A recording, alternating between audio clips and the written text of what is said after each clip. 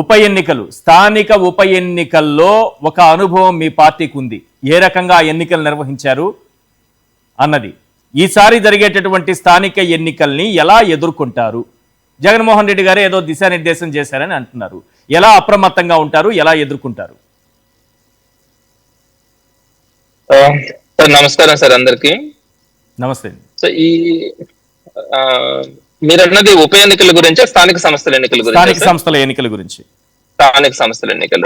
స్థానిక సంస్థల ఎన్నికల్లో ఖచ్చితంగా ఈ రోజు ఉన్నటువంటి పరిస్థితుల్లో వైఎస్ఆర్సీపీ బలంగా తయారు కావడం, అదేవిధంగా కూటమి ప్రభుత్వం ఇచ్చినటువంటి హామీలు నెరవేర్చలేదనే అందరిలో కూడా, ప్రజలందరిలో కూడా అసంతృప్తి విపరీతంగా ఉంది. ఎందుకంటే మేము గత 2 సంవత్సరాలుగా అనేకమైనటువంటి నిరసన కార్యక్రమాలు చేస్తా ఉన్నప్పుడు ప్రజల నుంచి మాకు వచ్చినటువంటి మద్దతు గానీ, వైఎస్ఆర్సీపీతో కలిసి నడుస్తున్నటువంటి తీరు గానీ చూస్తే స్పష్టంగా ఈ కూటమి ప్రభుత్వం మీద ఆ అసంతృప్తి, అసహనం ప్రజల్లో అందరిలో కూడా ఉంది.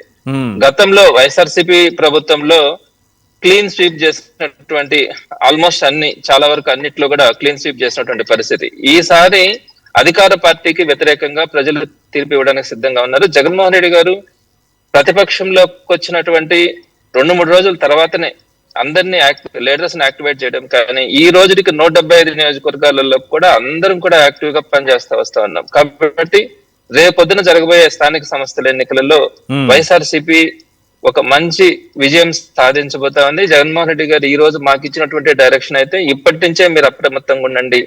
అది స్థానిక సంస్థల ఎన్నికలైనా, జనరల్ ఎలక్షన్స్ అయినా, ఎప్పుడు వచ్చినా కూడా మనం సిద్ధంగా ఉండాలి అని చెప్పినటువంటి పరిస్థితి ఈ రోజు జరిగింది. అందరూ కూడా ఎప్పుడు స్థానిక సంస్థల ఎన్నికలు వచ్చినా కూడా దానికి ప్రిపేర్డ్ గా ఉండగలుగుతా ఉన్నాం. ప్యారలల్ గా ఎస్ఐఆర్ అనే దీని ద్వారా చంద్రబాబు నాయుడు గారు ఒక మ్యానిపులేటర్. ఆయన 2014-19 ఎన్నికల్లో కూడా కొన్ని ఓట్లను తొలగించడానికి ఆయన చేసినటువంటి ప్రయత్నాలు కానీ ఇవన్నీ కూడా ఆ రోజు చూసాం.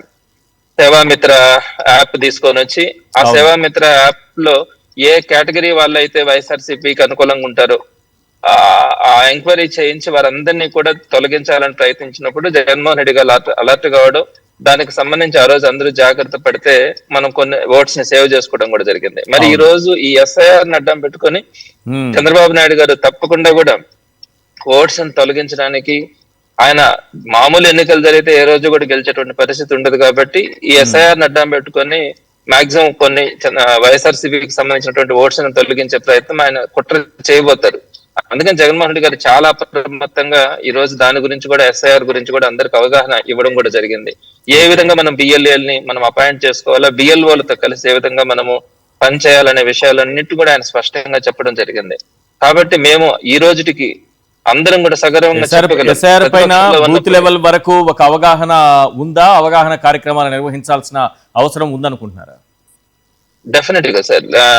ఈ ఎస్ఐఆర్ మీద ఇప్పటికే పార్టీ సెంట్రల్ ఆఫీస్ నుంచే ప్రతి కాన్స్టిట్యున్సీలో కూడా ప్రతి బూత్ కి సంబంధించి బిఎల్ఎల్ రిపోర్ట్ మేమందరం కూడా పార్టీ ఆఫీస్ కి ఇవ్వడం జరిగింది. అదేవిధంగా మేము ఈఆర్ఓ కూడా ఆ లిస్ట్ సబ్మిట్ చేయడం కూడా జరిగింది. ప్రతి బూత్ కూడా ఈ రోజు మనం బిఎల్ఎల్ అపాయింట్ చేసుకున్నాం.